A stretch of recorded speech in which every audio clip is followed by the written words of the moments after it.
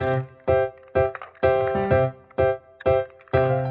guys, it's Monika and Nanook. That's the reason I was not here with you for the past 2 years, because of this little fluff. And he is little, he's only 27 kilograms. He just looks big because of the fluff. So Nanook is a Samoyed, one of these ancient breeds of dogs, and he comes from Russia, Siberia. Well, not him. He's from the Gold Coast, but the breed, obviously. Anyhow, today we're gonna talk about decision.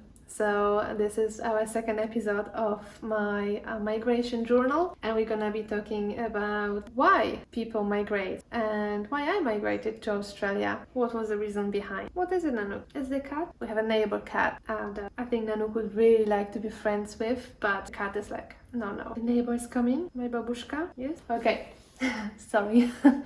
Decision to migrate. It was a bit, I would say it wasn't definitely an ad hoc decision. I was 25, 1 year after graduating in Poland with my master's degree. I was hoping, I always wanted to travel. That was my biggest dream, and I traveled every time I could save a bit of money, or even without money, even traveling on the weekend, going somewhere, even to the forest. That would be an adventure, or I would just turn that into an adventure. And that was always my dream, to just move and explore and experience new things. So when I graduated with a tourism degree, I thought, silly me, oh, now I'm gonna be traveling. I'm gonna be hired by one of those big, travel companies, and I will travel the world. Well, far from it. And my advice, if you are thinking of studying tourism, you're not gonna travel anywhere. It's the most underpaid industry ever, so you will not afford to travel much. Sorry to break your dreams, but that's just the reality. And funny enough, my friend from high school, when we were just going to the university, he was going to study to be an engineer, and he was laughing like, oh, I'm gonna travel more than you. And at that time I was like, oh no, come on, for sure, you as an engineer.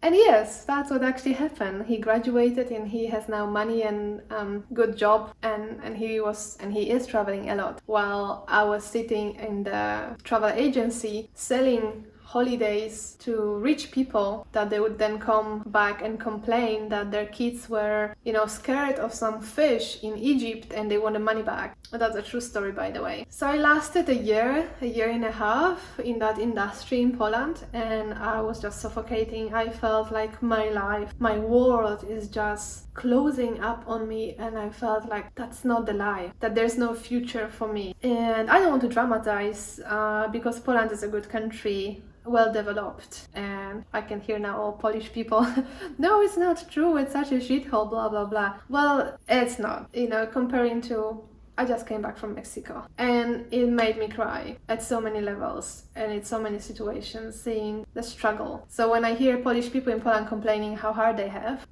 it just boiled my blood. But anyhow, Poland being in general a good country to live in, I just felt that it's not for me. Like, I don't quite fit in there because of quite of a mentality, lack of career progression prospects, I would say, because, I was in that travel agency. My manager, she was only 5-10 years, I don't know, maybe 10, older than me. So I knew she's gonna stay in that position forever.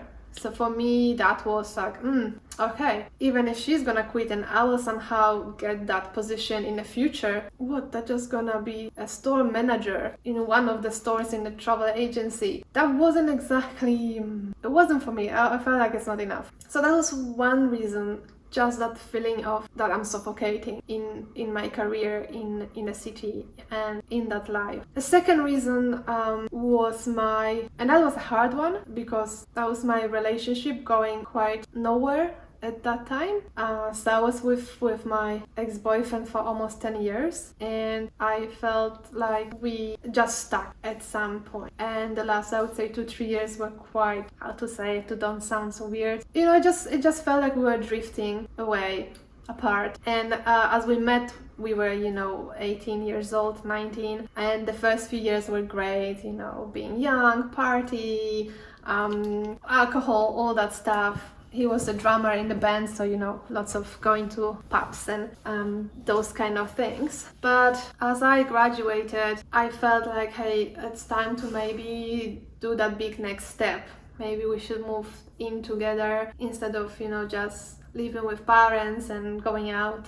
And I kind of felt like I'm hitting the wall. Well, let's call things as it was. Well, he didn't really want to do it.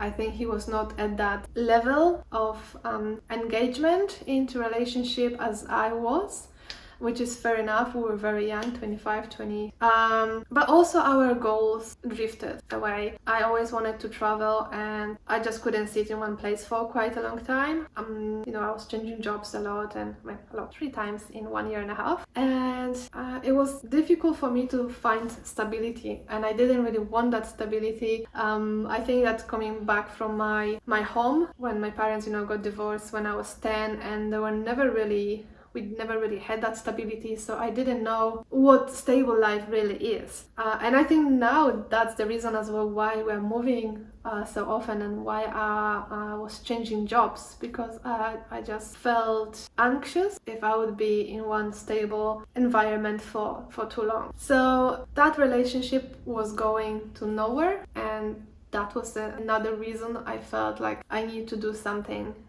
big. So a year before migrating to Australia, I actually talked to my ex-boyfriend and I told him about my plans. I didn't want to push him, force him or anything. I just told him, hey, if in a year from now we're gonna be in the same position, the same situation, meaning, living with parents and just going out, then I don't see a point really to continue, because I want something more. And I'm planning to go to Australia. And I think somewhere deep inside, I was hoping, I have this element of a romantic dreamer. I was hoping that he would say, yes, oh my God, such a good idea, what an adventure, let's do it together, let's move and go on that big adventure.